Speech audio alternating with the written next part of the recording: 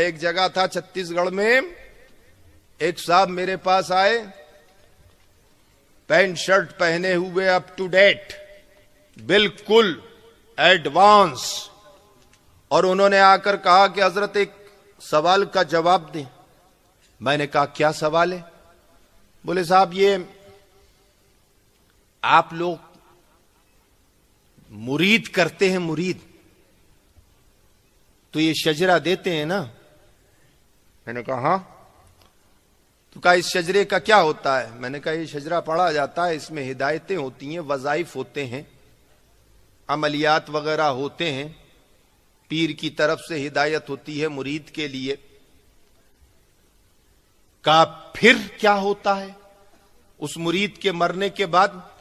मैंने कहा इस शजरे को रख दिया जाता है कब्र के अंदर।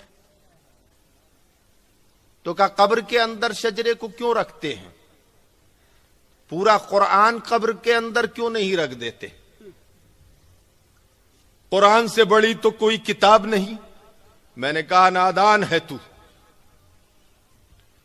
कुरान हमारा कानून है, कुरान हमारा कानून है और किताब पढ़ी जाती है इम्तिहान गाह से बाहर।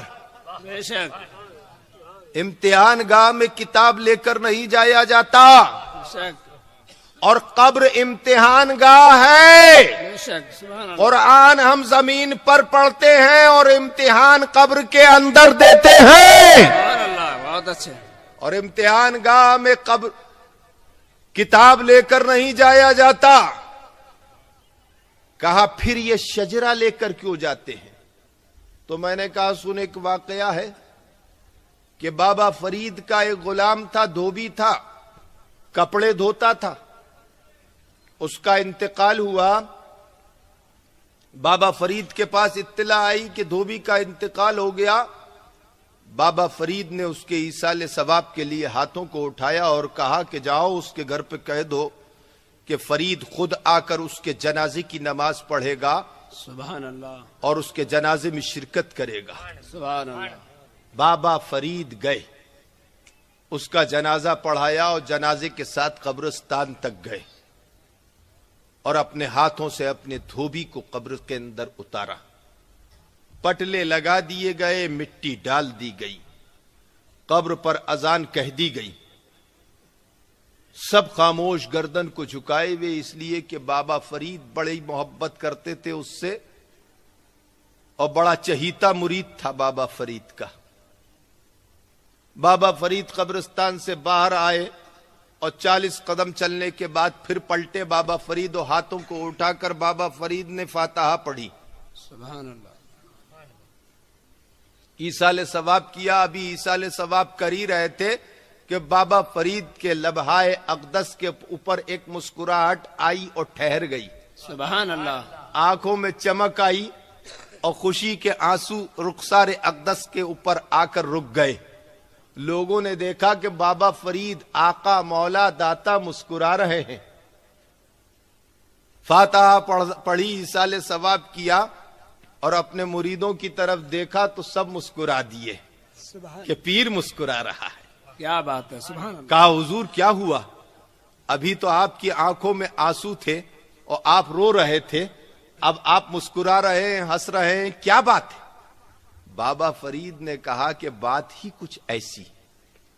कहा क्या हुआ?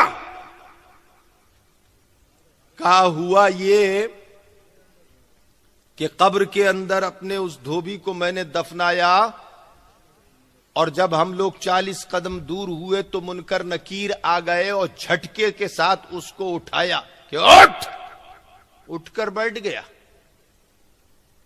और मुनकर नकीर ने बड़े जोश और जलाल के साथ अपने मखसूस अंदाज में उससे पूछा कि तेरा दीन क्या है? बोला मैं कुछ नहीं जानता, मैं तो फरीद का धोबी हूं। क्या बात है, वाह। मुनकर नकीर ने कहा कि तेरा रब कौन है? कहा मैं फरीद का धोबी हूं। क्या बात है, सुभान अल्लाह। मुनकर नकीर ने रसूल अल्लाह की तरफ इशारा करके कहा कि इनके बारे में क्या कहता था, तो उसने कहा कि मैं तो फरीद का धोबी हूं। तो रसूल मुस्कुरा दिए और मुस्कुरा कर कहा कि जाओ इसको सोने दो, ये गुलाम मेरा। सुभान अल्लाह। नारे तकबीर, नारे रिसालत, मसलक आला हजरत, अख्तियारे औलिया किराम। अब समझो, सुभान अल्लाह, बहुत अच्छे। हम इम्तिहान गाह के अंदर जाते हैं और हम कब्र के अंदर जाते हैं तो शजरा साथ लेकर जाते हैं।